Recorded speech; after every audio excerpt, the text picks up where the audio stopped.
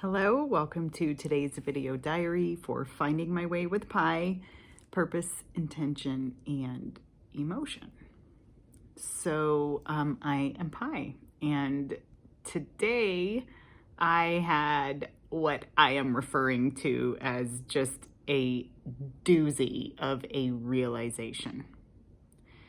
It's something I think I've been aware of for a long time, but hadn't ever fully made the connection to the root of this.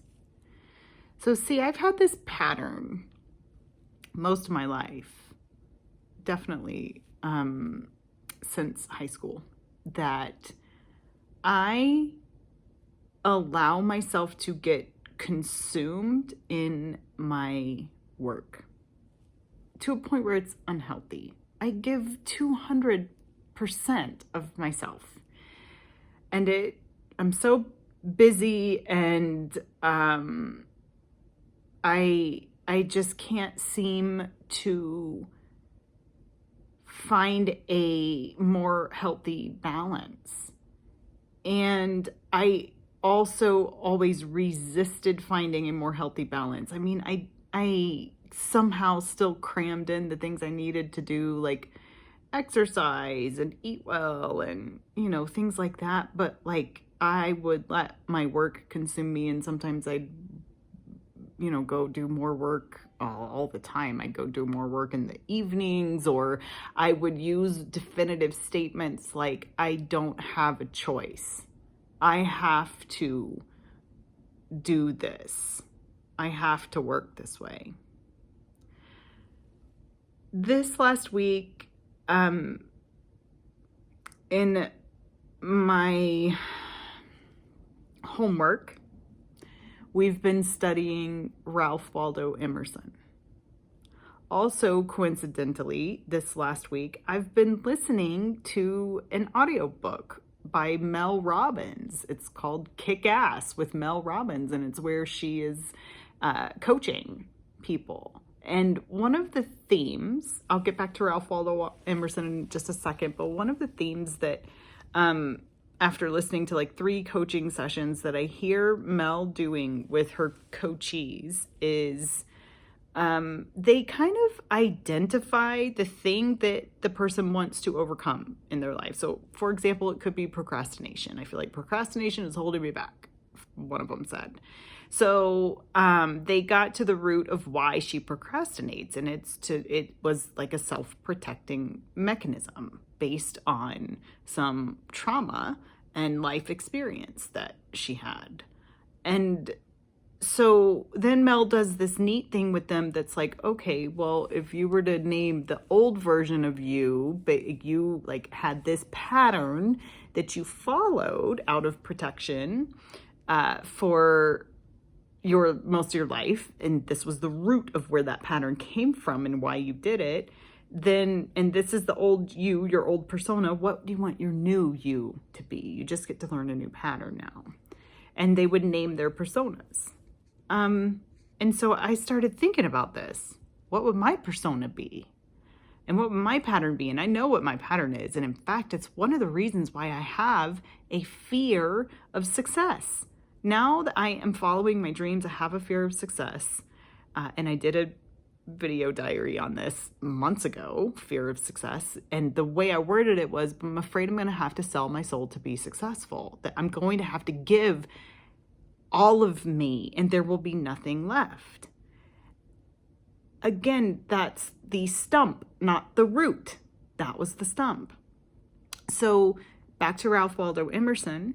Emerson holds a very deep connection for me to a turning point in my life. In fact, I've often used the words, I think Ralph Waldo Emerson, along with my English teacher, when I was in high school, saved my life. Now, this story has been on the video diaries before, so I'm not going to go into a whole lot about it. Check out the video diaries to hear the whole story. But essentially, when I was a teenager, I went through some major traumas and was spiraling. And I felt like on a path of self-destruction, on a path to my life is going to end. And around this time, my dad died, which, you know, grief and an angry teenager, not a good mix. And we were studying Ralph Waldo Emerson in class, and the essay Self-Reliance. My English teacher held me after class one day and asked me what I learned and what I felt I could apply to my life. And he really held up a mirror for me and said, do you you don't have to make the same choices that your dad did. You don't have to end up the way he did and choose to die in this manner, a slow self-death of spiraling downwards in addictions and such. You choose. So I did. And I also was healing from a severe brain injury. I threw myself into that work. I completely immersed myself in it. I worked so hard to bring my academic levels back to where they were, to remap my brain, to bring my GPA up to a 4.0, graduating amongst the top of my class and as student body president. And then after high school, I threw myself into everything I did. 200%. I have to make the choice to do better, to basically I felt like I have to do this. This is my lifeline. If I don't choose to throw myself into this 200% every single time, I'm not going to survive. And my pattern, my blueprint was born.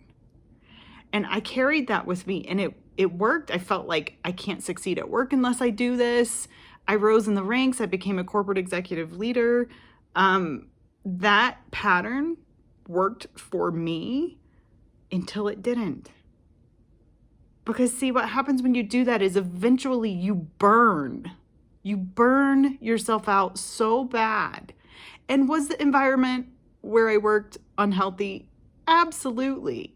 Everyone was burning out. It wasn't just me. But what I'm realizing right now is that I also wasn't doing myself any favors by just automatically following this pattern that I had in my life. It didn't work anymore. And in fact, it led to mental and physical health crises for me. And so then it was like, what? I don't know what to do. I don't know what to do. My pattern's not working. And what do I do? How do I move forward from here? So let's fast forward 6 months. I had resigned.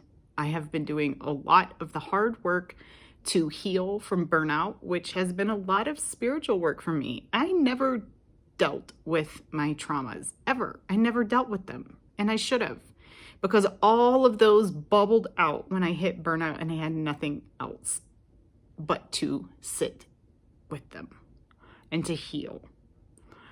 Here's something else I just realized about my pattern. When I threw myself and let myself be all consumed, when I threw myself into something, work, anything, whatever it was, I didn't have to get still with myself. I didn't have to deal with my trauma. I didn't have to think about it or cry about it or stand on the precipice of the terror of looking into it because, God, it hurt so bad. I never wanted to feel that again. I didn't deal with the PTSD that I had from what I went through. And it did this dance with this pattern that I learned. It was like, oh, if I put myself 200% in everything and I'm just get all consumed by it, then I don't have to deal with my drama and I succeed. Win-win. Except it wasn't. Because here's what I learned now. My relationships were harmed. I didn't feel like I could be present for my kids. My hubby took the brunt of a lot of those times when I wasn't there because I was working, and he cared for the kids, and he has a different relationship with them. I'm not saying mine's bad, but he has a more playful, deep, just amazing bond with them. And I'm proud of that and thankful for it. I, despite, trying to take care of my health, couldn't because my body had no energy. And so I developed some issues. We won't go into them right now. Mental health issues.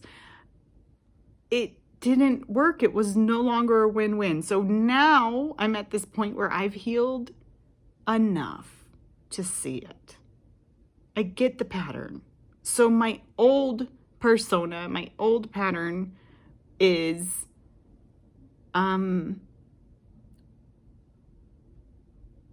give more than you have to give in order to survive, in order to succeed and survive. Because I felt like if I didn't, I'd slide back into that dark place where it hurt so bad as a teenager. I want my new pattern to be to have self-care and self-trust and design my life around the things that are most meaningful to me.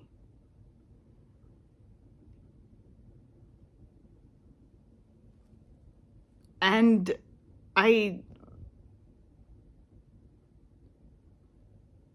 guess I'm learning how to do that now. And I have started doing that. So here I am. I'm getting my Master of Arts in Happiness Studies. I love it. I've started talking with some women who I love, who are dear friends, to build my dream and our dream together, to do work I love with people I love and have balance in my life and like harmony in life. So my life is designed around my personal values. And I'm starting to let go of that pattern. And I kept finding energetically inside myself this resistance. I know that there's things I could be doing that could help along this path or help me learn new habits and patterns so I can let that old one go. But I've been having a hard time getting myself to do it. And it was